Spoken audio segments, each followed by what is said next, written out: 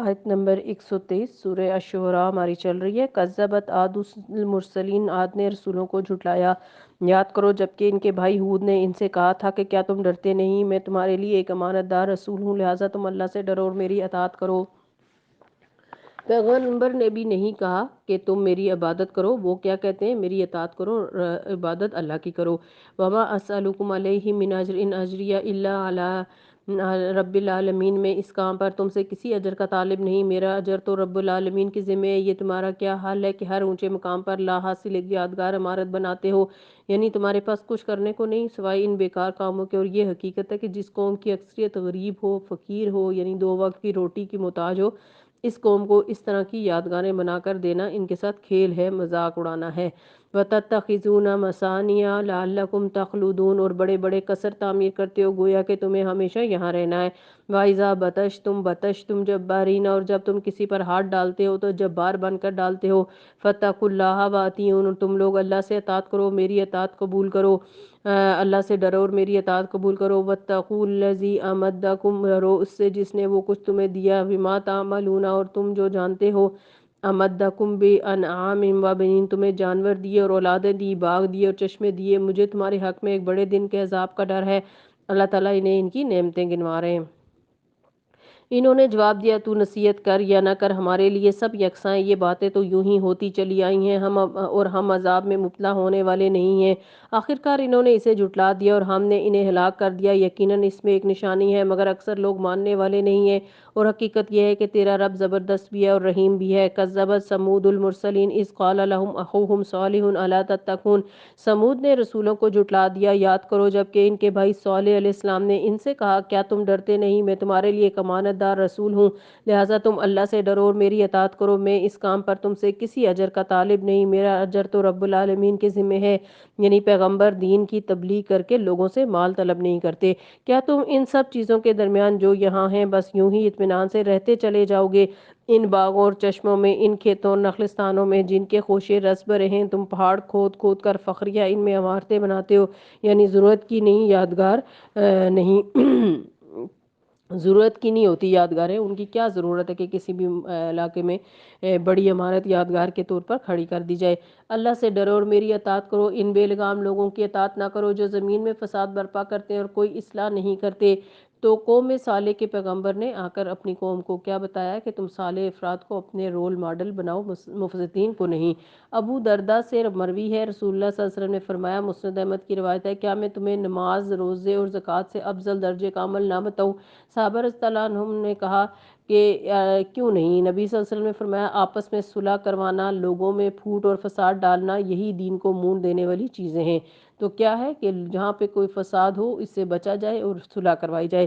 تو ہر پیغمبر نے اپنی امت کو فساد اور جھگڑے سے بچنے کے لیے کہا، اور یاد رکھیے جو لوگ اس سے بچتے نہیں اور انہوں نے ایک پیشہ بنا رکھا ہے صرف لڑائی جھگڑے کو، تو ان کے بارے میں کیا حکم ہے؟ رسول صلی اللہ علیہ وسلم نے فرمایا، صحیح مسلم کی حدیث ہے، ہر پیر اور جمعرات کے دن جنت کے دروازے کھولے جاتے ہیں اور ہر اس بندے کو بخش دیا جاتا ہے جو اللہ کے ساتھ کسی کو شریک نہ ٹھہراتا ہو، سوائے ان 2 آدمیوں کے جن کے درمیان آپس میں لڑائی جھگڑا ہو، کہ اللہ تعالیٰ فرماتے ہیں کہ ان دونوں کو چھوڑے رکھو یہاں تک کہ یہ آپس میں صلح کر لیں، ان دونوں کو چھوڑے رکھو یہاں تک کہ یہ آپس میں صلح کر لیں، یعنی ان کی معافی پوسٹ پون کر دی جاتی ہے۔ کوئی معمولی بات ہے تو سوچیے، آپ کسی سے لڑے ہوئے تو نہیں ہیں، کسی سے ناراض تو نہیں ہیں، کسی سے بول چال تو نہیں بند کی ہوئی۔ رمضان اچھا موقع ہے، ایک رمضان المبارک کا میسج بھیجیے اور معذرت کر لیجیے اور لڑائی جھگڑے ختم کر دیجیے، کیونکہ اسی میں خیر و بلائی ہے، کیونکہ فسادی لوگ اللہ کو پسند نہیں۔ قالوا انما انت من المسحرین ما انت الا بشر مثلنا فأتی بآیۃ من ان کنت من الصادقین، انہوں نے جواب دیا تو محض ایک سحر زدہ آدمی ہو، تم پر بھی جادو ہو چکا ہے، تم ہم جیسے ایک انسان کے سوا اور کیا ہو، یعنی تم انسان ہی تو ہو، لاؤ کوئی نشانی اگر تم سچے ہو۔ صالح نے کہا، یہ اونٹنی ایک دن اس کے پانی پینے کا ہے اور ایک دن تم سب کے پانی لینے کا، اس کو ہرگز نہ چھیڑنا ورنہ ایک بڑے دن کا عذاب تم کو لے گا۔ مگر انہوں نے اس کی کونچیں کاٹ ڈالی اور آخرکار پچھتاتے رہ گئے۔ عذاب نے انہیں آ لیا۔ ان فی ذالک لآیہ وما کان اکثرهم مؤمنین، یقیناً اس میں ایک نشانی ہے مگر ان میں سے اکثر ماننے والے نہیں۔ وَإِنَّ رَبَّكَ لَهُوَ الْعَزِيزُ الرَّحِيمُ، اور حقیقت یہ ہے کہ تیرا رب زبردست بھی ہے اور رحیم بھی۔ کذبت قوم لوط المرسلین، لوط کی قوم نے رسولوں کو جھٹلایا، یاد کرو جبکہ ان کے بھائی لوط نے ان سے کہا تھا کیا تم ڈرتے نہیں ہو، میں تمہارے لیے ایک امانت دار رسول ہوں، لہٰذا تم اللہ سے ڈرو اور میری اطاعت کرو، میں اس کام پر تم سے کسی اجر کا مطالبہ نہیں کرتا، میرا اجر تو اللہ رب العالمین کے ذمہ ہے۔ اس سے کیا پتہ چلتا ہے کہ پیغمبروں سے تبلیغ کے کام پر کوئی اجر نہیں مانگتے، صلہ نہیں مانگتے لوگوں سے۔ اتاتون الذکران من الفاعلین وتذرون ما خلق لکم ربکم من ازواجکم بل انتم قوم عادون، کیا تم دنیا کی مخلوق میں سے مردوں کے پاس جاتے ہو اور تمہاری بیویوں میں تمہارے رب نے تمہارے لیے جو کچھ پیدا کیا اسے چھوڑ دیتے ہو، بلکہ تم تو حد سے گزرے ہوئے لوگ ہو۔ اب دیکھیے کہ اللہ سبحانہ تعالیٰ عملے قوم لوط سے کیوں روکتا ہے، کیونکہ اللہ تعالیٰ عورت کے حقوق کا تحفظ چاہتا ہے۔ اگر صرف مرد سے ہی دلچسپی ہو تو پھر گھر کا کیا ہوگا، اور اگر عورت سے دلچسپی ہی نہیں، اس عورت سے نہیں تو بچوں سے بھی نہیں ہوگی، گھر سے بھی نہیں ہوگی، اور بھی بہت سی چیزوں سے۔ تو اس خرابی کی اس لیے اسلام نے بہت زیادہ مذمت کی ہے، کیونکہ اس سے انسان کو یہ نہیں پتہ چلتا کہ حلال کیا حرام کیا، اور وہ نافرمانی پر ڈھیٹ ہو جاتا ہے، یعنی اسے ایک معصوم سا فعل سمجھ کر کرتے ہیں۔ آج کل تو آپ دیکھیں کہ دنیا میں بہت سے لوگ ایسے ہیں کہ جو اس چیز کو برا سمجھتے ہی نہیں، حرام نہیں سمجھتے، وہ کہتے ہیں کہ یہ جنیاتی مسئلہ ہے اور ہمارے اندر ایسی چیز ہے، ہم مردوں کی طرف زیادہ اٹریکٹ ہوتے ہیں یا عورتیں صرف عورتوں کی طرف اٹریکٹ ہوتی ہیں، یعنی بری نظروں کے ساتھ۔ تو یہ جینیٹک نہیں ہے، اللہ سبحانہ وتعالیٰ نے انسانوں کے اندر کوئی ایسی چیز نہیں ڈالی کہ جس سے وہ اسی کے حکم کو جھٹلانا شروع کر دے مجبور ہو کر۔ تو ان کا جواب یا رد عمل دیکھیے، قالوا لئن لم تنتہی یا لوط لتکونن من المخرجین، انہوں نے کہا اے لوط اگر تو ان باتوں سے باز نہ آیا تو جو لوگ ہماری بستیوں سے نکالے گئے ان میں تو بھی شامل ہو کر رہے گا۔ یعنی اس سے پہلے جس نے بھی ہمارے خلاف زبان کھولی یا ہماری حرکتوں پر احتجاج کیا یا ہماری مرضی کے خلاف کام کیا، اس سے ہم نے بستی سے نکال دیا، اور یہاں صرف ایک ہی جیسے لوگ رہتے ہیں جن کی ایک ہی انٹرسٹ ہیں۔ قال انی لعملکم من القالین، اس نے کہا تمہارے کرتوتوں پر جو لوگ کڑ رہے ہیں ان میں بھی شامل ہوں، اے پروردگار مجھے اور میرے اہل و عیال کو ان کی بد کرداریوں سے نجات دے۔ اب لوط علیہ السلام کو پکارتے ہیں، یعنی یہی ہم سب کو کرنا چاہیے کہ جب ہم اپنا پیغام پہنچا دیں اور دوسروں سے دھمکیاں ملنا شروع ہو جائیں تو اپنے آپ کو رب کے طرف لے جائیے اور رب کا دامن تھام لیجیے، جیسے لوط علیہ السلام اللہ کو پکار رہے ہیں، دعاؤں کی کثرت کر لیں، خوب اللہ تعالیٰ کو پکاریں، رو رو کر پکاریں، اور اللہ تعالیٰ سے یعنی اللہ تعالیٰ کو سننے والا پائیں گے آپ۔ تو انہوں نے رب العالمین کو کیا پکارا؟ لوط کہتے ہیں مجھے اور میرے اہل و عیال کو ان کی بد کرداریوں سے نجات دے۔ آخرکار ہم نے اسے اور اس کے اہل و عیال کو بچا لیا، سوائے ایک بڑھیا کے جو پیچھے رہ جانے والوں میں سے تھی، یعنی لوط علیہ السلام کی بیوی۔ پھر باقی ماندہ لوگوں کو ہم نے تباہ کر دیا اور ان پر برسائی ایک برسات بڑی ہی بری بارش تھی جو ان ڈرائے جانے والوں کو نازل ہوئی۔ ان فی ذلک لآیۃ وما کان اکثرهم مؤمنین، یقیناً اس میں ایک نشانی ہے مگر ان میں سے اکثر لوگ ماننے والے نہیں۔ وَإِنَّ رَبَّكَ لَهُوَ الْعَزِيزُ الْحَكِيمُ، اور عزیز الرحیم، اور حقیقت یہ ہے کہ تیرا رب بڑا زبردست بھی ہے اور رحیم بھی ہے۔ کذب اصحاب الایکہ المرسلین، اصحاب ایکہ نے رسولوں کو جھٹلایا، اذ قال لهم شعیب الا تتقون، یاد کرو جب کہ شعیب نے ان سے کہا تھا کیا تم ڈرتے نہیں ہو۔ آپ دیکھ رہے ہیں کہ سارے پیغمبروں کی باتوں میں سملیرٹیز ہیں، سارے ہی آ کر اپنے رب کی بات کرتے ہیں اور کہتے ہیں کہ تم اپنے رب سے ڈرتے نہیں، تمہیں ڈر نہیں لگتا کہ تم کس کی نافرمانی کر رہے ہو۔ انی لکم رسول امین فاتقوا اللہ واطیعون، ایک ہی جیسا پیغام ہے، میں تمہارے لیے ایک امانت دار رسول ہوں، لہٰذا تم اللہ سے ڈرو اور میری اطاعت کرو۔ وما اسألکم علیہ من اجر ان اجری الا علی رب العالمین، میں اس کام پر تم سے کسی اجر کا طالب نہیں، میرا اجر تو رب العالمین کے ذمہ ہے۔ پھر وہی بات کہی انہوں نے بھی، اوفوا الکیل ولا تکونوا من المخسرین، پیمانے ٹھیک بھرو اور کسی کو گھاٹا نہ دو۔ یہ لوگ تجارت پیشہ لوگ تھے، قوم میں شعیب جو کمزور گوشہ تھا ان کا، وہ کیا تھا؟ تجارت تھی، اور اس میں وہ لوگوں کو ناپ تول میں کمی کر کے دیتے تھے، صحیح ترازو سے تولو، لوگوں کو ان کی چیزیں کام کر کے نہ دو، اور زمین میں فساد نہ پھیلاتے پھرو، اور اس ذات کا خوف کھاؤ جس نے تمہیں اور گزشتہ نسلوں کو پیدا کیا، انہوں نے کہا تو محض ایک سیر زدہ آدمی ہے اور تو کچھ نہیں ہے مگر ایک انسان ہم ہی جیسا، اور ہم تو تجھے بالکل جھوٹا سمجھتے ہیں، اگر تو سچا ہے تو ہم پر آسمان کا کوئی ٹکڑا گرا دے۔ شعیب نے کہا میرا رب جانتا ہے جو کچھ تم کر رہے ہو۔ انہوں نے اسے جھٹلا دیا۔ آخرکار چھتری والے دن کا عذاب ان پر آ گرا اور وہ بڑے ہی خوفناک دن کا عذاب تھا۔ انہوں نے اسے جھٹلا دیا، یعنی پیغمبر کو بھی، اس کے پیغام کو بھی۔ ان فی ذالک لآیہ وما کان اکثرهم مؤمنین، یقیناً اس میں ایک نشانی ہے مگر ان میں سے اکثر لوگ ماننے والے نہیں۔ وَإِنَّ رَبَّكَ لَهُوَ الْغَفُورُ الرَّحِيمُ، اور حقیقت یہ ہے کہ تیرا رب زبردست بھی ہے اور رحیم بھی ہے۔ وَإِنَّهُ لَتَنزِيلُ رَبِّ الْعَالَمِينَ، اور یہ رب العالمین کی نازل کردہ چیز ہے۔ کیا؟ قرآن پاک۔ نزل بہ الروح الامین، اور اسے لے کر تیرے دل پر امانت دار روح اتری، یعنی جبرائیل الامین اترے تھے، جبرائیل علیہ السلام لائے تھے۔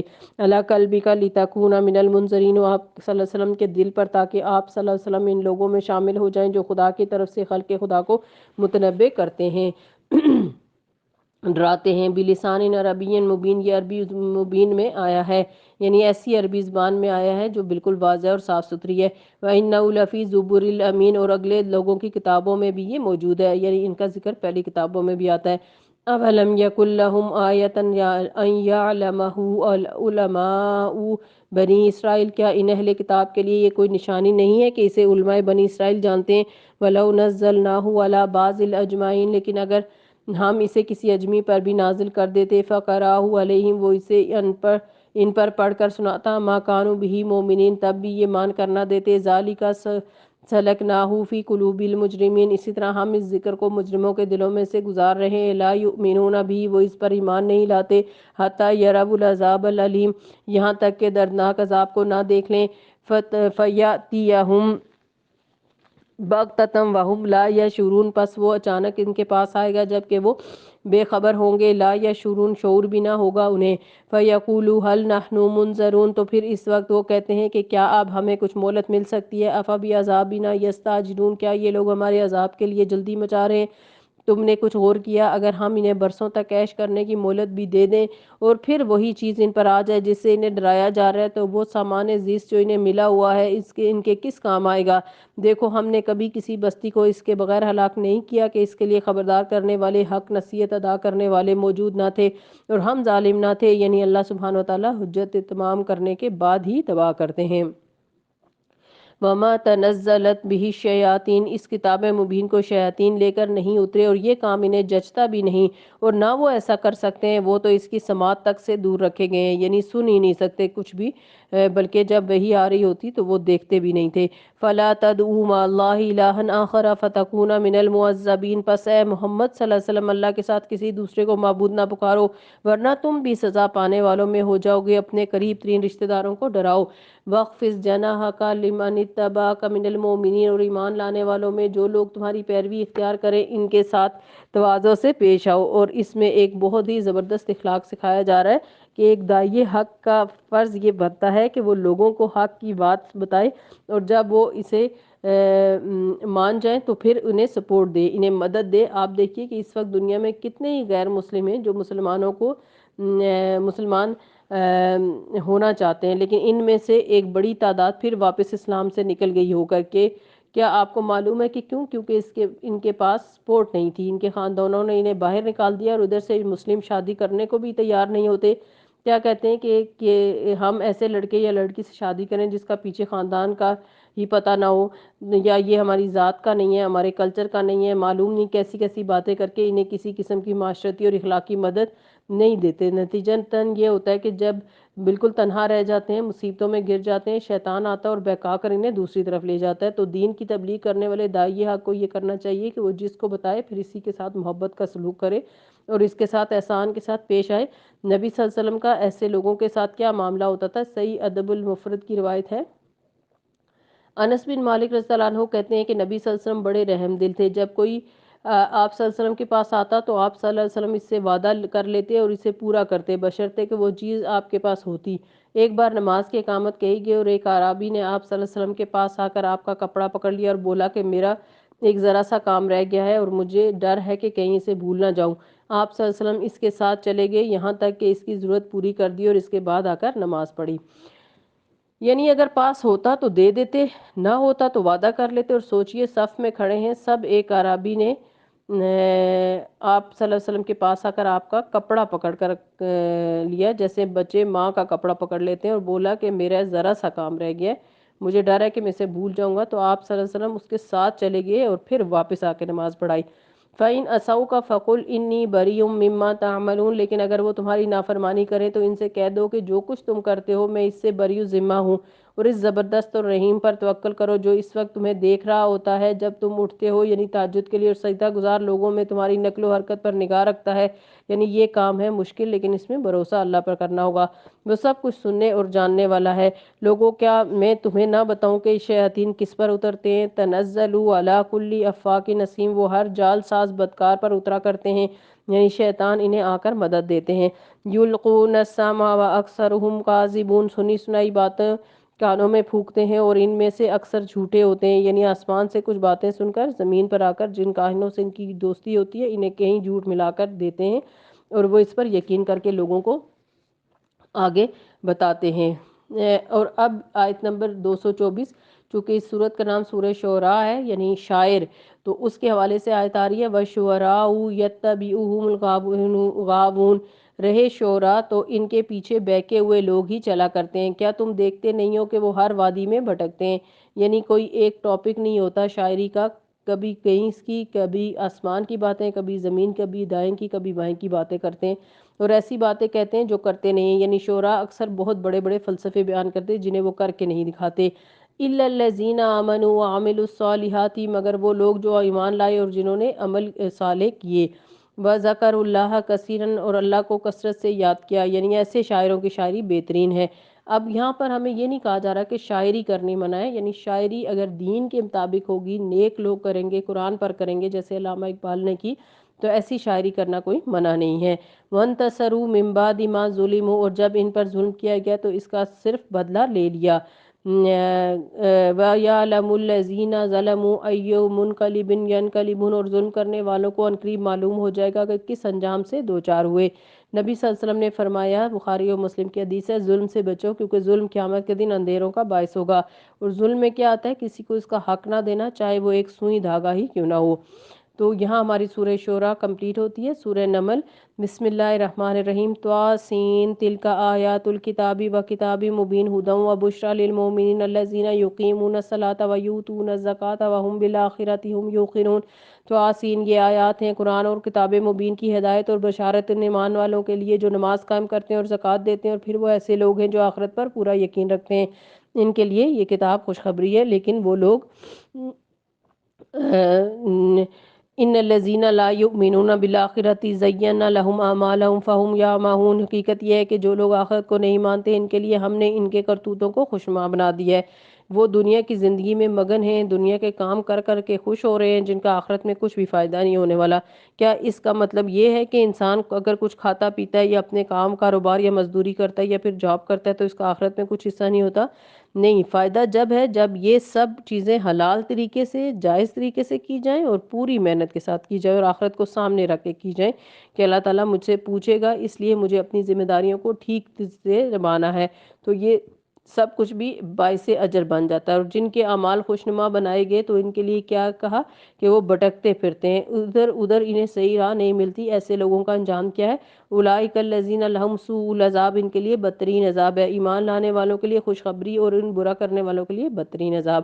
وہم فی الآخرۃ ہم الاخسرون، اور وہ آخرت میں سب سے زیادہ خسارے میں ہوں گے کیونکہ انہوں نے آخرت کے لیے تو کوئی کام کیا ہی نہیں۔ وَإِنَّكَ لَتُلَقَّى الْقُرْآنَ مِن لَدُنْ حَكِيمٍ عَلِيمٍ، اور اے محمد صلی اللہ علیہ وسلم بلا شبہ آپ یہ قرآن ایک حکیم اور علیم ہستی کی طرف سے پا رہے ہیں، یعنی یہ کتاب کسی انسان کی لکھی ہوئی نہیں ہے بلکہ یہ کتاب تو اللہ تعالیٰ کی طرف سے آئی ہے، اور جو ہر شخص کا علم، جو ہر چیز کا علم رکھتا ہے، اس کو تو پتہ بھی گرنے کا علم ہوتا ہے، زمین کے اندر ہے اور گیلی مٹی کے نیچے کیا ہے، اور اس سے یہ بھی پتہ ہے، تو کسی انسان کی نظر ان تمام چیزوں تک پہنچتی ہی نہیں جن تک اللہ سبحانہ و تعالیٰ کا علم ہے، یعنی جن پر اللہ تعالیٰ کا علم محیط ہے۔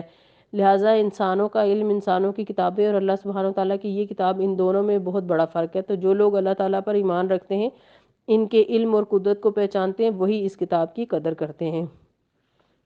اذ قال موسیٰ لأہلہ انی آنست نارا سآتیکم منہا بخبر او آتیکم بشہاب قبس لعلکم تصطلون، انہیں اس وقت کا قصہ سناؤ جب موسیٰ نے اپنے گھر والوں سے کہا کہ مجھے ایک آگ سی نظر آتی ہے، میں ابھی یا تو وہاں سے کوئی خبر لاتا ہوں یا کوئی انگارے چن لاتا ہوں تاکہ تم لوگ گرم ہو سکو۔ موسیٰ علیہ السلام 10 سال مدین میں گزار کر جب واپس مصر جا رہے ہیں اور ان کی اہلیہ ان کے ساتھ ہیں تو انہیں راستے میں سردی لگ دی ہے اور کچھ اندھیرا سا بھی ہے، تو کہتے ہیں کہ میں آگ لے کر آتا ہوں، کہیں سے روشنی نظر آ رہی ہے، تم یہیں پر بیٹھو۔ تو اس سے کیا پتہ چلتا ہے کہ ایک اچھا شوہر کون ہوتا ہے کہ جو سفر میں اپنے گھر والوں کا پوری طرح خیال رکھے، ان کی سردی گرمی کا، ان کے کھانے پینے کا، اور موسیٰ علیہ السلام اس پر پورا اترتے ہیں۔ فَلَمَّا جَاءَهَا نُودِيَ أَن بُورِكَ مَن فِي النَّارِ وَمَنْ حَوْلَهَا، وہاں جو پہنچا تو ندا آئی کہ مبارک ہے وہ جو اس آگ میں ہے اور جو اس سے ماحول میں ہے، وَسُبْحَانَ اللَّهِ رَبِّ الْعَالَمِينَ، پاک ہے اللہ سب جہان والوں کا رب۔ کبھی آپ نے یہ تسبیح پڑھی ہے، سبحان اللہ رب العالمین، سبحان اللہ رب العالمین؟ ربیہ بن کعب اسلمی کہتے ہیں کہ رسول اللہ صلی اللہ علیہ وسلم کے دروازے کے قریب رات گزارتے تھے، وہ رات کے وقت رسول اللہ صلی اللہ علیہ وسلم کو کافی دیر تک یہ پڑھتے ہوئے سنتے تھے، سبحان اللہ رب العالمین۔ پھر نبی صلی اللہ علیہ وسلم فرماتے سبحان اللہ و بحمدہ۔ تو جب نیند نہ آ رہی ہو تو یہ تسبیح پڑھیں، مسنون ہے۔ یا موسیٰ انہو انا اللہ العزیز الحکیم، اے موسیٰ یہ میں ہوں اللہ زبردست اور دانا، اور پھینک دو ذرا اپنی لاٹھی۔ جو ہی کہ موسیٰ نے دیکھا لاٹھی سام کی طرح بل کھا رہی تھی، وہ پیٹ پھیر کر بھاگے اور پیچھے مڑ کر بھی نہ دیکھا۔ اے موسیٰ ڈرو نہیں، میرے حضور رسول ڈرا نہیں کرتے الا یہ کہ کسی نے قصور کیا ہو، پھر اگر اس برائی کے بعد اس نے بھلائی سے اپنے فعل کو بدل لیا تو میں معاف کرنے والا مہربان ہوں۔ یعنی قصور کرنے والا اگر توبہ کر لے اور توبہ کرنے کے بعد پھر نیکیاں کرنا شروع کر دے تو میں اسے بدل کے نیکی بنا دیتا ہوں۔ الا من ظلم ثم بدل حسنا بعد سوء، اس طرح کچھ اور اعمال بھی ہیں جو انسان کے پچھلے گناہوں کو معاف کروا دیتے ہیں۔ مثلا نبی صلی اللہ علیہ وسلم نے عمرو بن عاص سے فرمایا کیا تم نہیں جانتے کہ اسلام گزشتہ سارے گناہوں کو مٹا دیتا ہے، اور بے شک ہجرت گزشتہ سارے گناہوں کو مٹا دیتی ہے، اور بے شک حج بھی گزشتہ سارے گناہوں کو مٹا دیتا ہے۔ صحیح مسلم کی حدیث ہے۔ اس لیے انسان سے غلطیاں تو ہوں گی لیکن کرنا کیا چاہیے، فوراً توبہ کر لینی چاہیے، اللہ تعالیٰ سے معافی مانگ کر نیک کام شروع کر دینے چاہیے۔ وَأَدْخِلْ يَدَكَ فِي جَيْبِكَ تَخْرُجْ بَيْضَاءَ مِنْ غَيْرِ سُوءٍ، اور ذرا اپنا ہاتھ اپنے گریبان میں تو ڈالو، چمکتا ہوا نکلے گا بغیر کسی تکلیف کے۔ یہ 2 نشانیاں ہیں 9 نشانیوں میں سے فرعون اور اس کی قوم کی طرف لے جانے کے لیے وہ بڑے بدکردار لوگ ہیں، قوماً فاسقین۔ فَلَمَّا جَاءَتْهُمْ آيَاتُنَا مُبْصِرَةً قَالُوا هَذَا سِحْرٌ مُبِينٌ، مگر جب ہماری کھلی کھلی نشانیاں ان لوگوں کے سامنے آئیں تو انہوں نے کہا کہ یہ تو کھلا جادو ہے، یعنی انہوں نے نشانیوں کو نہیں مانا اور اسے جادو قرار دیا۔ انہوں نے سراسر ظلم اور غرور کی راہ سے نشانیوں کا انکار کیا، حالانکہ دل ان کے قائل ہو چکے تھے۔ اب دیکھ لو کہ ان مفسدوں کا انجام کیا ہوا۔ یہاں مفسد کس کو کہا جا رہا ہے؟ جو نشانی دیکھ کر، حق دیکھ کر، اللہ کی بات سن کر، پڑھ کر بھی نہ مانے۔ وَلَقَدْ آتَيْنَا دَاوُودَ سُلَيْمَانَ عِلْمًا، ہم نے داؤد علیہ السلام کو علم عطا کیا۔ یہاں علم کی فضیلت پتہ چل رہی ہے۔ انہوں نے کیا کہا علم پا کر؟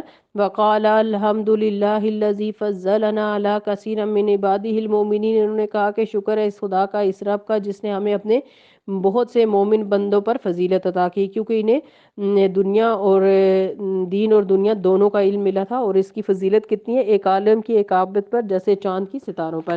رسول اللہ صلی اللہ علیہ وسلم نے فرمایا، سنن ترمذی کی حدیث ہے، جو شخص علم کے حصول کے لیے کسی راستے پر چلتا ہے تو اللہ تعالیٰ اسے اس کی وجہ سے جنت کے راستے پر چلا دیتا ہے، اور بے شک فرشتے طالب علم کی رضا کے لیے اپنے پر بچھاتے ہیں، اور عالم کے لیے آسمان اور زمین میں موجود ہر چیز مغفرت طلب کرتی ہے، یہاں تک کہ مچھلیاں پانی میں اس کے لیے استغفار کرتی ہیں، اور عالم کی عابد پر اس طرح فضیلت ہے جیسے چاند کی فضیلت ستاروں پر ہے۔ تو یہ بات روز صبح گھر سے نکلتے وقت سوچا کریں، پھر راستے کی ٹریفک اور ٹوٹی ہوئی سڑکیں اور آگے سے بند راستے یہ تکلیف نہیں دیں گے، کیونکہ آپ جنت کے راستے پر چل رہے ہیں۔ جنت کا راستہ کس سے گرا ہوا ہے؟ ناپسندیدہ چیزوں سے، اور بے شک فرشتے طالب علم کی رضا کے لیے اپنے پر بچھاتے ہیں، اور عالم کے لیے آسمان اور زمین کی ساری چیزیں دعائیں کرتی ہیں۔ ہر چیز انسان کبھی باہر نکل کر دیکھے، زمین اور آسمان کی چیزیں، ستارے دعائیں کر رہے ہیں میرے لیے، کبھی سوچا آپ نے؟ سورج میرے لیے دعائیں کر رہا ہے، سمندر کی مچھلیاں تک پانی میں موجود ہیں جو وہ دعائیں کر رہی ہیں، وہ بھی استغفار کر رہی ہوتی ہیں۔ کیا آپ دنیا کمانے کے لیے نکلیں تو یہ سب دعائیں آپ کو ملیں گی؟ نہیں۔ اور عالم کی عابد پر فضیلت ایسے ہے جیسے چاند کی فضیلت سارے ستاروں پر، یعنی الگ سے ہی چمکتا ہوا نظر آتا ہے۔ تو اس لیے انسان کو اس چیز کی ہرس کرنی چاہیے جو اسے ہمیشہ کے لیے فائدہ دے۔ وَوَرِثَ سُلَيْمَانَ داؤد، اور داؤد کے وارث سلیمان ہوئے، اور وہ داؤد علیہ السلام کے بیٹے بھی تھے۔ اور اس نے کہا لوگوں ہمیں پرندوں کی بولیاں سکھائی گئی ہیں۔ آج کوئی دعویٰ کر سکتا ہے کہ مجھے طوطے چڑیا سب کی بولیاں سمجھ آتی ہیں، چونٹی کی زبان بھی مجھے پتہ ہے۔ لوگ ایک سے دو زبانیں سیکھ لیں تو اتنا اترانے لگتے ہیں کہ ہمیں یہ بھی آتا ہے اور یہ بھی آتا ہے۔ اپنی پروفائل میں لوگ لکھتے ہیں کہ ہم کتنی زبانیں جانتے ہیں، لیکن اللہ کے نبی سلیمان علیہ السلام انسانوں کی زبانیں تو کیا جانوروں کی زبانیں بھی جانتے تھے، لیکن کوئی غرور کوئی فخر نہیں تھا ان میں۔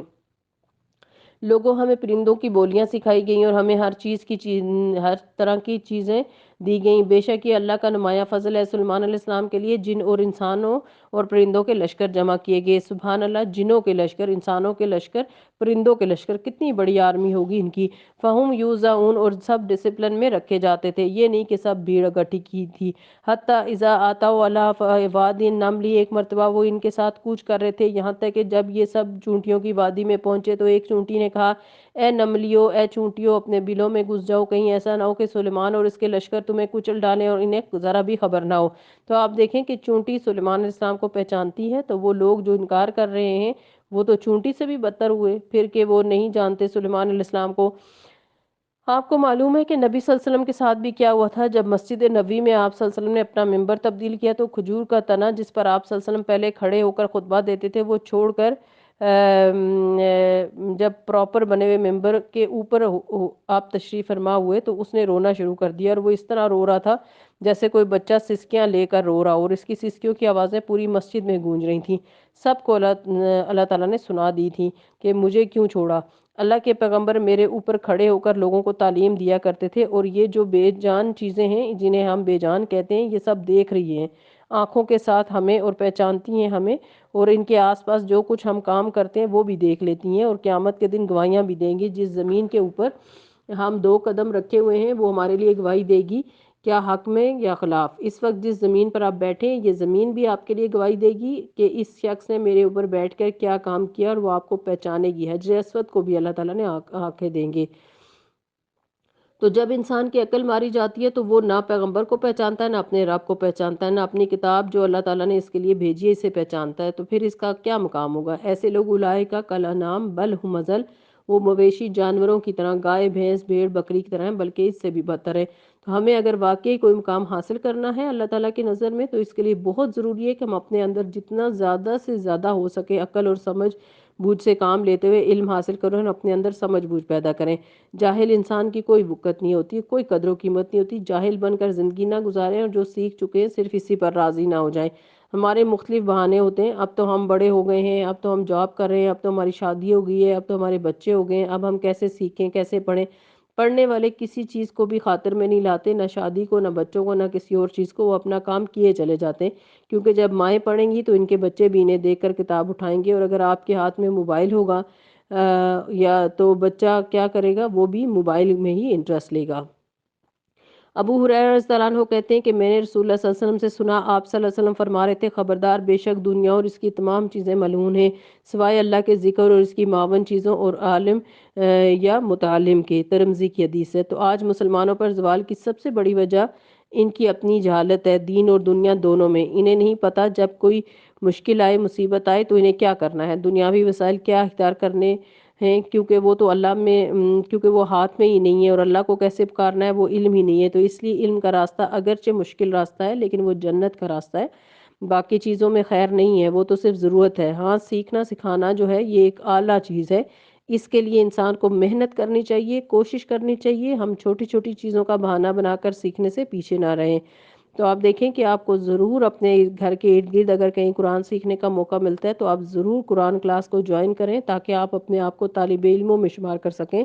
اور میں تو ہمیشہ اللہ سے یہ دعا کرتی ہوں کہ اللہ تعالیٰ مرتے دم تک میں تیرے دین کی خدمت گزار اور ایک طالب علم کی حیثیت سے رہوں تاکہ مجھے شہادت کی موت نصیب ہو، آمین۔ سلیمان علیہ السلام کے لشکر جو تھے وہ پورے ڈسپلن میں ہوتے تھے۔ چونٹیوں کی وادی کے پاس سے گزرے تو چونٹیوں کی جو ملکہ تھی اس نے انہیں پہچان لیا اور یہ بھی دیکھ لیا کہ لشکروں کے ساتھ آ رہے ہیں، حالانکہ آپ علیہ السلام ابھی دور تھے۔ اللہ اکبر، چونٹی کو ہم کیسے اڑا دیتے ہیں، ہٹا دیتے ہیں، مار دیتے ہیں، اور یہ نہیں پتا کہ یہ چونٹی دیکھ رہی ہے ہمیں۔ کبھی ٹیبل پر بیٹھ کر کوئی کام کر رہے ہیں اور چونٹی چل پھر رہی ہو تو ہوشیار ہو جایا کریں کہ یہ دیکھ رہی ہے، ہمیں کل یہ ہی نہ اٹھ کر بولنا شروع کر دے۔ تو اس نے کیا کہا چونٹیوں کی ملکہ نے، اے چونٹیوں اپنے بلوں میں گھس جاؤ، کہیں ایسا نہ ہو کہ سلیمان اور اس کے لشکر تمہیں کچل ڈالیں، تمہاری طرف رخ نہ کر لیں، تمہارے اوپر سے نہ گزر جائیں اور انہیں خبر بھی نہ ہو۔ یعنی کس طرح شک کا فائدہ دے رہی ہے انہیں نہیں پتا چلے گا، کیونکہ وہ تیزی میں آ رہے ہوں گے اور تم کچلی جاؤ گی، انہیں اپنا دفاع کرو اور اپنا بندوبست کر لو۔ سلیمان علیہ السلام اس کی بات پر مسکراتے ہوئے ہنس پڑے۔ یعنی انہیں چونٹی کی آواز بھی آ گئی اور بات بھی سمجھ آ گئی کہ کیا بات کر رہی ہے، اور بولے اے رب مجھے قابو میں رکھ کہ میں تیرے اس احسان کا شکر ادا کرتا رہوں جو تو نے مجھ پر اور میرے والدین پر کیا، اور ایسے عملے صالح کروں جو تجھے پسند آ جائے، اور اپنی رحمت سے مجھے اپنے صالح بندوں میں شامل فرما۔ تو یہ بھی قرآنی دعا ہے، اس کو بھی ہائی لائٹ کریں اور اسے یاد کریں اور اسے ضرور مانگتے رہیں۔ یہ دعا اس وقت انہوں نے کیوں مانگی، یا اللہ مجھے کنٹرول میں رکھنا، کیونکہ یہ ایک بہت ہی بڑی عنایت اور نعمت تھی سلیمان علیہ السلام پر۔ یہ ایک ایسی خصوصیت تھی جو پورے لشکر کے مقابلے میں صرف انہیں ملی ہوئی تھی۔ پورا لشکر کیا پورے اس دور کے اور ہمیشہ کے انسانوں کے مقابلے میں صرف وہ ایک واحد اکیلے انسان ایسے تھے جنہیں یہ صلاحیت بخشی گئی تھی، جنہیں یہ علم دیا گیا تھا۔ آپ دیکھیں کہ جب کوئی شخص اپنی فیلڈ میں یونیک ہوتا ہے تو کہتے ہیں کہ یہ واحد شخص ہے جس نے اپنی فیلڈ میں پی ایچ ڈی کی ہوئی ہے، دنیا میں صرف یہ ایک اکیلا ہے۔ وہ کتنا پراؤڈ محسوس کرتا ہے، اور اس پر اور خاص طور پر اس کا ذکر مینشن کیا جاتا ہے۔ تو سلیمان علیہ السلام ان میں سے ایک تھے، اور ان کے دل میں یہ خیال آیا کہ کہیں اس وجہ سے میرے اندر کوئی غرور ہی نہ آ جائے، کہیں اس وجہ سے میں اپنے آپ کو کچھ سمجھنے ہی نہ لگوں، کیونکہ علم کا غرور اور ڈگریوں کا غرور یہ بعض اوقات انسان کو دوسرے انسانوں سے بھی الگ کر دیتا ہے، اور بعض اوقات انہیں حقیر بنا دیتا ہے ان کے سامنے، اور انسان کی اپنی زندگی مشکل کر دیتا ہے۔ جب آپ سب لوگوں سے الگ تھلگ ہو کر رہتے ہیں تو اس میں کیا خیر ہے؟ اس کے مقابلے میں جو کم پڑھے لکھے لوگ ہیں، جو آپس میں مل جل کر رہتے ہیں، بات چیت کرتے ہیں، ایک دوسرے کے ساتھ اٹھتے بیٹھتے ہیں، وہ زیادہ بہتر ہیں۔ تو بہرحال انہوں نے دعا کی، یا رب مجھے توفیق دے، تو مجھے قابو میں رکھ کہ میں اس نعمت کو پا کر کہیں شکر کرنا نہ بھول جاؤں، اور میں تیرا شکر ادا کروں تیری نعمت کا جو تو نے مجھ پر کی ہے اور میرے والدین یعنی داؤد پر۔ وَأَنْ أَعْمَلَ صَالِحًا تَرْضَاهُ، اور ایسے اچھے کام کروں کہ تو راضی ہو جائے۔ ہم سب کی یہ دعا ہونی چاہیے کہ اللہ تعالیٰ ایسا اچھا کام کرنے کی توفیق دے جس سے تو خوش ہو جائے۔ ہم ساری زندگی لوگوں کو خوش کرنے کے لیے اچھے اچھے کام کرتے رہتے ہیں، کبھی امی ابا کو خوش کر، کبھی شوہر کو خوش کر، کبھی دنیا کو خوش کر، لوگ کسی طرح ہم سے راضی ہو جائیں، کسی طرح ہمیں ہر سرٹیفکیٹ دے دیں، لیکن وہ ہو کر نہیں رہتا۔ تو یہ ساری انرجی اصل میں اللہ تعالیٰ نے دی تھی اپنے آپ کو راضی کرنے کے لیے، ہم نے بانٹ کر لوگوں میں دے دی، تو انہیں خوش کرنے میں لگا دی۔ تو جب تک ہم اپنے اصل پر جا کر نہیں رہیں گے تو ہماری سیٹسفیکشن بھی نہیں ہوگی اور ہمیں کچھ بھی حاصل نہیں ہوگا، کیونکہ جو کام لوگوں کی خوشی کے لیے کر رہے ہیں اس سے کیا ملے گا؟ اس سے تو کچھ بھی نہیں ملے گا۔ اگر لوگ خوش نہ ہوں تو سب کچھ کیا دھرا برباد ہو جائے گا۔ تو وَأَدْخِلْنِي بِرَحْمَتِكَ فِي عِبَادِكَ الصَّالِحِينَ، تو تو اپنی رحمت سے مجھے نیک بندوں میں شامل فرما۔ تو یہ کس کی دعا تھی؟ یہ ابراہیم، یوسف اور سلیمان تینوں نے یہی دعائیں کی تھیں۔ تو سوچئے کہ یہ تو خود بہت نیک لوگ تھے، انہیں کیا ضرورت ہے نیک لوگوں کی؟ تو ہر ایک کو ضرورت ہوتی ہے، ہر ایک کو اچھی کمپنی کی، کیونکہ اچھی کمپنی آپ کی نیکی کے راستے کے سفر میں بہت تیزی سے طے کرواتی ہے۔ اکیلے میں انسان بار بار کوشش کرتا رہتا ہے وہی کام کرنے کی، لیکن کبھی بددل ہو جاتا ہے، کبھی تھک جاتا ہے، کبھی چھوڑ دیتا ہے، کبھی بھول جاتا ہے، لیکن نیک لوگوں کے ساتھ مل کر اللہ کے لیے کرنے کا جوش جذبہ بڑھتا رہتا ہے۔ وَتَفَقَّدَ الطَّيْرَ فَقَالَ مَا لِيَ لَا أَرَى الْهُدْهُدَ أَمْ كَانَ مِنَ الْغَائِبِينَ۔ ایک اور موقع پر سلیمان علیہ السلام نے پرندوں کا جائزہ لیا اور کہا کہ کیا بات ہے، میں فلاں ہدہد کو نہیں دیکھ رہا ہوں، کیا وہ کہیں غائب ہو گیا ہے؟ میں اسے سخت سزا دوں گا، یعنی اس نے آج چھٹی کی ہوئی ہے، میں اسے سخت سزا دوں گا یا ذبح کر دوں گا، ورنہ اسے میرے سامنے معقول وجہ پیش کرنی ہوگی۔ تو کتنے ویجیلنٹ تھے، سارے لشکروں کا خیال بھی رکھتے تھے کہ کون حاضر ہے اور کون غیر حاضر ہے۔ فَمَكَثَ غَيْرَ بَعِيدٍ فَقَالَ أَحَطتُ بِمَا لَمْ تُحِطْ بِهِ وَجِئْتُكَ مِنْ سَبَإٍ بِنَبَإٍ یقین کچھ زیادہ دیر نہ گزری تھی کہ اس نے آ کر کہا کہ میں وہ معلومات میں نے حاصل کر لی ہیں جو آپ کے علم میں نہیں، میں سبا کے متعلق یقینی اطلاع لے کر آیا ہوں۔ میں نے وہاں ایک عورت دیکھی جو اس کی حکمران تھی، یعنی قوم سبا کی حکمران ہے، اس کو ہر طرح کا سر و سامان بخشا گیا ہے، یعنی وسائل بہت ہیں اور بہت سارے ذرائع ہیں اس کے پاس، اور حکومت کرنے کے لیے زبردست شاندار قسم کا تخت بھی ہے۔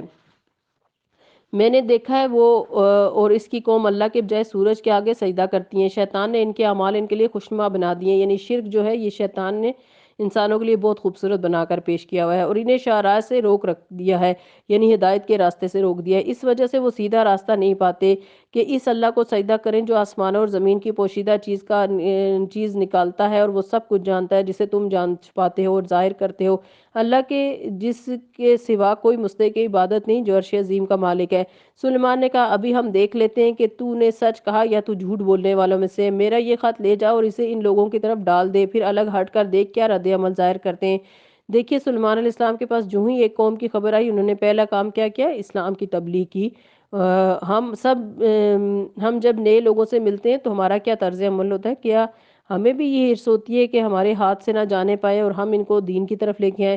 ملکہ بھی بہت اچھی خاتون تھی، بولی قالت یا ایھا الملأ انی القی الی کتاب کریم، اے اہل دربار، میری طرف ایک بڑا اہم خط پھینکا گیا ہے۔ انہ من سلیمان، وہ سلیمان علیہ السلام کی جانب سے ہے، وانہ بسم اللہ الرحمن الرحیم، اور وہ اللہ رحمان اور رحیم کے نام سے شروع کیا گیا ہے۔ اللہ تعالی علیہ واتونی مسلمین، مضمون یہ ہے کہ میرے مقابلے میں سرکشی نہ کرو اور مسلم ہو کر میرے پاس حاضر ہو جاؤ۔ قالت یا ایھا الملأ افتونی فی امری، خط سنا کر ملکہ نے کہا اے سرداران قوم، میرے اس معاملے میں مجھے مشورہ دو۔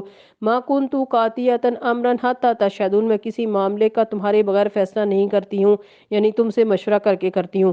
مشورہ ایک اچھی عادت ہوتی ہے۔ دیکھیے مکمل طاقت اس کے پاس تھی، وہ جو چاہتی کرتی، فیصلہ کر کے سب کو بتا دیتی کہ میں یہ کام کرنے والی ہوں، لیکن اس نے ایسا نہیں کیا، اپنے ساتھیوں کو اعتماد میں لیا، انہیں ساتھ لیا۔ جو لوگ مشورہ کرتے ہیں، مشورہ سے کام کرتے ہیں، ان کے بہت سے مددگار ہوتے ہیں، اور جو مشورے کے بغیر اپنی منمانی کرتے ہیں پھر وہ اکیلے رہ جاتے ہیں۔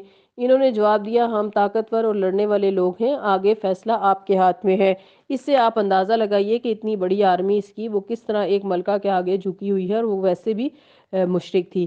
آپ خود دیکھ لیں کہ آپ کو کیا کا حکم دینا ہے۔ ملکہ نے کہا بادشاہ جب کسی ملک میں گھس آتے ہیں تو اسے خراب کر اور اس کے عزت والوں کو ذلیل کر دیتے ہیں، یہی کچھ وہ کیا کرتے ہیں۔ میں ان لوگوں کی طرف ایک ہدیہ بھیجتی ہوں، پھر دیکھتی ہوں میرے الچی کو کیا جواب دیتے ہیں۔ جب وہ ملکہ کا سفیر سلیمان علیہ السلام کے پاس پہنچا تو سلیمان نے کہا کیا تم لوگ مال سے میری مدد کرنا چاہتے ہو؟ جو کہ اللہ نے مجھے دے رکھا ہے وہ اس سے بہت زیادہ ہے جو تمہیں دیا ہے، تمہارا ہدیہ تمہیں کو مبارک۔ یعنی یہاں اظہار فخر و غرور مراد نہیں ہے، مطلب یہ ہے کہ مجھے تمہارا مال نہیں چاہیے، میرے پاس پہلے سے ہی بہت کچھ ہے۔ اب بس یہ ایسے ہی ہے جیسے کوئی آپ کو کھانا پیش کرے اور آپ کہیں کہ میں کھا چکا ہوں یا بہت کچھ کھا چکا ہوں، تو اس کا مطلب یہ نہیں کہ وہ فخر کر رہا ہے، اس کا مطلب یہ ہے کہ اسے طلب نہیں۔ اے سفیر واپس جا اپنے بھیجنے والوں کی طرف، ہم ان پر ایسے لشکر لے کر آئیں گے جن کا مقابلہ وہ نہ کر سکیں گے۔ ہم نے انہیں اسلام کی دعوت دی، انہوں نے قبول نہیں کی، اب ہم فوج کے ساتھ آئیں گے اور ہم انہیں ایسی ذلت کے ساتھ وہاں سے نکال لیں گے کہ وہ خوار ہو کر رہ جائیں گے۔ سلیمان نے کہا اے اہل دربار، تم میں سے کون اس کا تخت میرے پاس لاتا ہے قبل اس کے کہ وہ لوگ مطیع ہو کر میرے پاس حاضر ہوں، یعنی اس سے پہلے ہی عرش اٹھا لاؤ، یعنی ملکہ کا عرش۔ ملکہ چونکہ سلیمان علیہ السلام کو اللہ نے بتا دیا ہوگا کہ ملکہ جو ہے وہ اب مطیع ہو کر آپ کے پاس آئے گی، تو اس لیے وہ کہتے ہیں کہ اس کا عرش اس کے سے پہلے میں اٹھا لوں۔ جنوں میں سے ایک قوی ہیکل نے عرض کیا میں اسے حاضر کر دوں گا قبل اس کے کہ آپ اپنی جگہ سے اٹھیں، میں اس کی طاقت رکھتا ہوں اور امانت دار ہوں۔ یہ جن کا علم تھا اور جن کی طاقت تھی، اور یہ ایک حقیقت ہے کہ جن ایسے کام کر لیتے ہیں، خاص طور پر جب وہ کنٹرول میں ہوں کسی انسان کے۔ آپ دیکھیے کہ بیت المقدس سے یمن تک کا فاصلہ، جہاں قوم سبا تھی، جہاں کی یہ ملکہ تھی، تقریباً 1500 میل تھا، اور آنے جانے کا ملا کر 3000 میل کا فاصلہ بنتا ہے۔ اتنا فاصلہ جو ہے وہ اتنی دیر میں کوئی طے کر لے کہ بیٹھ کر کوئی اٹھے، لیکن آگے دیکھیے وہ کیا کہتا ہے کہ میں اس کی طاقت رکھتا ہوں اور امانت دار ہوں۔ قال الذی عنده علم من الکتاب، جس شخص کے پاس کتاب کا ایک علم تھا وہ بولا علم والے کی طاقت۔ دیکھیے یہ حضرت سلیمان کے دربار میں ایک اور شخص تھا جس کا یہ نہیں معلوم ہوتا کہ وہ جن تھا، اس کے پاس اپنی ہی کوئی ٹیکنالوجی ہوگی کہ جس کی بنا پر اس نے کہا میں آپ کی پلک جھپکنے کی دیر میں اسے لا سکتا ہوں، یعنی اس نے تو کہا تھا آپ کی مجلس ختم ہونے سے پہلے لاؤں گا، اس نے کیا کہا کہ آپ جو ہی پلک جھپکیں گے یعنی ایک لمحے میں لے آؤں گا، یعنی آپ آنکھ نیچے سے اوپر کریں وہ آ جائے گا۔ سبحان اللہ! کیا آج کسی کے پاس ایسی کوئی کرامت یا کسی قسم کی کوئی طاقت ہے یا کوئی ٹیکنالوجی ہے کہ وہ اتنی تیزی کے ساتھ کچھ کام کر سکے جو ہوا اور روشنی کی رفتار سے بھی زیادہ تیز رفتار ہو؟ جس شخص کے پاس کتاب کا ایک علم تھا وہ بولا میں آپ کی پلک جھپکنے سے پہلے اسے لائے دیتا ہوں۔ جو ہی کہ سلیمان علیہ السلام نے وہ تخت اپنے پاس رکھا ہوا دیکھا تو ہوا یہ کہ انہوں نے بس آنکھ کھولی تو تخت سامنے تھا، پکار اٹھے، ھذا من فضل ربی، یہ تو میرے رب کا فضل ہے، لیبلونی اشکر ام اکفر، تاکہ وہ مجھے آزمائے کہ میں شکر کرتا ہوں یا کفر نعمت بن جاتا ہوں، اور جو کوئی شکر کرتا ہے اس کا شکر اس کے اپنے لیے ہی مفید ہوتا ہے، ورنہ کوئی ناشکری کرے تو میرا رب بے نیاز اور اپنی ذات میں آپ بزرگ ہے۔ قال نقروا لها عرشها، سلیمان نے کہا انجان طریقے سے اس کا تخت اس کے سامنے رکھ دو، دیکھیں کیا وہ صحیح بات تک پہنچتی ہے یا ان لوگوں میں سے جو رائے راست نہیں پاتے۔ یعنی ادھر سے وہ سارا لاؤ لشکر چل پڑا سلیمان علیہ السلام کی اطاعت کے لیے، اور ادھر سے لشکر کے آنے سے پہلے ہی تخت آ چکا تھا، اور انہوں نے کہا کہ اس کا تھوڑا سا نقشہ حال اولیا بدلو تو تاکہ ہم دیکھیں کہ ملکہ اپنے تخت کو پہچانتی ہے یعنی، یا ان لوگوں میں سے ہے جو رائے راست نہیں پاتے۔ اصل میں وہ ٹیسٹ کر رہے تھے کہ عقل سمجھ کتنی ہے، کیونکہ جو ناسمجھ انسان ہوتا ہے وہ صرف ظاہر کو دیکھتا ہے، اور جو سمجھدار ہوتا ہے وہ ظاہر سے آگے ہی دیکھتا ہے۔ تو ایک ہوتا ہے دور رس دوربین اور ایک ہوتا ہے ظاہر پرست، صرف دو موٹی موٹی چیزیں نظر آئی وہی اس نے دیکھی، اور آگے اس کے کچھ نہ سوچا اور نہ اشارے سے سمجھ سکتا ہے، تو وہ صرف موٹے موٹے لفظ پڑھ سکتا ہے۔ اب یہاں دیکھیے ملکہ کی کیا صلاحیت تھی۔ فلما جاءت قیل اھذا فلما جاءت قیل اھذا عرشک، ملکہ جب حاضر ہوئی تو اس سے کہا گیا کیا تیرا تخت ایسا ہی ہے؟ وہ کہنے لگی یہ تو گویا وہی ہے، ہم تو پہلے ہی جان گئے تھے، یعنی پہچان گئی، تبدیلی کے باوجود اپنا تخت پہچان گئی۔ اس سے کیا پتہ چلتا ہے کیسی سمجھدار عورت تھی، اور عورت کی سمجھ بوجھ جو ہے ویسے ہی ناقص عقل ہوتی ہے، لیکن اگر عقل استعمال کرے تو اللہ سبحانہ تعالیٰ نے اسے بھی بہت سمجھ دیا، اور اسے عقل استعمال کرنی چاہیے ہر وقت، چھوٹی موٹی چیزوں کو لے کر ڈسکس کرنے کے بجائے اسے عقل استعمال کرنی چاہیے۔ ملکہ بلقیس کیا کہتی ہے کہ یہ تو وہی ہے، کأنہ ہوا وَأُوتِینَا الْعِلْمَ مِن قَبْلِهَا وَكُنَّا مُسْلِمِین، ہم تو پہلے ہی جان گئے تھے، ہم تو آپ کے خط سے ہی پہچان گئے تھے آپ کیا چاہتے ہیں، اور ہم نے سر اطاعت جھکا دیا، ہم تو مسلمان ہو گئے۔ ان کو ایمان لانے سے جس چیز نے روکا رکھا تھا وہ ان کے معبودوں کی عبادت تھی جنہیں وہ اللہ کے سوا پوچھتے تھے، وہ اس کے آگے دیوار بنے ہوئے تھے، حق تک نہیں پہنچنے دیتے تھے، کیونکہ وہ ایک کافر قوم سے تھے۔ اس سے کہا گیا محل میں داخل ہو، اس نے جو دیکھا تو سمجھا کہ پانی کا حوض اترنے کے لیے اس نے اپنے پائنچے اٹھا لیے۔ سلیمان نے کہا یہ شیشے کا چکنا فرش ہے۔ بس سلیمان علیہ السلام کے پورے محل اور اس کی شان و شوکت کی وضاحت کے لیے تفصیل کے لیے قرآن نے اتنا ہی بتایا کہ شیشے کا فرش ہے، اس سے اندازہ کر لیں کہ پھر چھتیں کیا ہوں گی اگر شیشے کا فرش تھا، اور چھتیں دیواریں اور باقی سب کا کیا عالم ہوگا۔ اس پر وہ پکار اٹھی اے میرے رب، آج تک میں اپنے نفس پر بڑا ظلم کرتی رہی ہوں، اب میں نے سلیمان علیہ السلام کے ساتھ اللہ رب العالمین کی اطاعت قبول کر لی۔ عورتیں ویسے بھی جلدی مان جاتی ہیں۔ وَلَقَدْ أَرْسَلْنَا إِلَىٰ ثَمُودَ أَخَاهُمْ صَالِحًا أَنِ اعْبُدُوا اللَّهَ وَثَمُودَ، اور سمود کی طرف ہم نے ان کے بھائی صالح کو یہ پیغام دے کر بھیجا کہ اللہ کی بندگی کرو، یکا یک وہ دو متخاصم فریق بن گئے، آپس میں جھگڑنے لگے۔ صالح نے کہا اے میری قوم کے لوگوں، بھلائی سے پہلے برائی کے لیے کیوں جلدی مچاتے ہو؟ کیونکہ نہیں اللہ سے مغفرت طلب کرتے شاید کہ تم پر رحم فرمایا جائے۔ انہوں نے کہا ہم نے تو تم کو اور تمہارے ساتھیوں کو بدشگونی کا نشان پایا ہے۔ صالح نے جواب دیا تمہارے نیک و بد شگون کا سرشتہ تو اللہ کے پاس ہے، اصل بات یہ ہے کہ تم لوگوں کی آزمائش ہو رہی ہے۔ اس شہر میں 9 جتھے دار تھے جو ملک میں فساد پھیلاتے اور کوئی اصلاح کا کام نہ کرتے تھے۔ انہوں نے آپس میں کہا اللہ کی قسم کھا کر عہد کر لو کہ ہم صالح اور اس کے گھر والوں پر شب خون ماریں گے، یعنی رات کو حملہ کریں گے، اور پھر اس کے ولی سے کہہ دیں گے کہ ہم اس کے خاندان کی ہلاکت کے توقع پر کے موقع پر موجود نہ تھے، یعنی جھوٹ بول دیں گے، ہم بالکل سچے ہیں، جھوٹ بول کے سچ کہتے ہیں، ان کا جھوٹ ان کا سچ ہے۔ یہ چال تو وہ چلے اور پھر ایک چال ہم نے چلی جس کی انہیں خبر نہ تھی، اب دیکھ لو کہ ان کی چال کا انجام کیا ہوا، ہم نے تباہ کر کے رکھ دیا انہیں اور ان کی پوری قوم کو، وہ ان کے گھر خالی پڑے ہیں اور ظلم کی پاداش میں جو کچھ کرتے تھے، ان میں ایک نشان عبرت ہے ان لوگوں کے لیے جو علم رکھتے ہوں، اور بچا لیا ہم نے ان لوگوں کو جو ایمان لائے تھے اور نافرمانی سے پرہیز کرتے تھے۔ وَلُوطًا إِذْ قَالَ لِقَوْمِهِ، اور لوط کو ہم نے بھیجا، یاد کرو جب وہ اپنی قوم سے کہہ رہا تھا کیا تم آنکھوں دیکھے بدکاری کرتے ہو؟ کیا تمہارا یہی چلن ہے کہ عورتوں کو چھوڑ کر مردوں کے پاس شہوت رانی کے لیے جاتے ہو؟ حقیقت یہ ہے کہ تم لوگ سخت جہالت کا کام کرتے ہو۔ مگر اس کی قوم کا جواب اس کے سوا کچھ نہ تھا کہ انہوں نے کہا نہ نکال دو لوط کے گھر والوں کو اپنی بستی سے، یہ بڑے پاک باز بنتے ہیں، آخرکار ہم نے بچا لیا اسے اور اس کے گھر والوں کو، سوائے اس کی بیوی کے جس کا پیچھے رہ جانا ہم نے طے کر دیا تھا، اور برسائی ان لوگوں پر ایک برسات، بہت ہی بری برسات وہ ان لوگوں کے حق میں جو متنبع کیے جا رہے تھے۔ قل الحمدللہ وسلام علی عبادہ الذین اصطفیٰ، اے نبی صلی اللہ علیہ وسلم کہہ دیجئے کہ حمد ہے اللہ کے لیے اور سلام اس کے ان بندوں پر جنہیں اس نے برگزیدہ کیا۔ اللہ خیر اما یشرکون، ان سے پوچھو اللہ بہتر ہے یا وہ معبود جنہیں یہ لوگ اس کا شریک بنا رہے ہیں۔ اس سے آپ دیکھیے کہ اللہ تعالیٰ کی تعریف اور اللہ تعالیٰ کا اپنا بندوں کے لیے سلام۔ نبی صلی اللہ علیہ وسلم کے پاس ایک دفعہ جبرائیل علیہ السلام حاضر ہوئے اور کہنے لگے آپ کا رب عز و جل آپ کو سلام بھی کہتا ہے۔ مسند احمد کی روایت ہے، اللہم انت السلام و منک السلام تبارکتا یا ذوالجلال والاکرام۔ یہ بھی بہت خوبصورت دعا ہے۔ اللہ تعالیٰ سے انسان سلامتی مانگے اور سلامتی کے ساتھ اللہ تعالیٰ کے آگے سر تسلیم خم کر دے تو اللہ تعالیٰ سے دعا ہے کہ وہ ہمیں عمل کی توفیق عطا فرمائے، آمین۔ وآخر دعوانا ان الحمدللہ رب العالمین، سبحانک اللہم و بحمدک اشہد ان لا الہ الا انت استغفرک و اتوب الیک۔ السلام علیکم ورحمۃ اللہ وبرکاتہ۔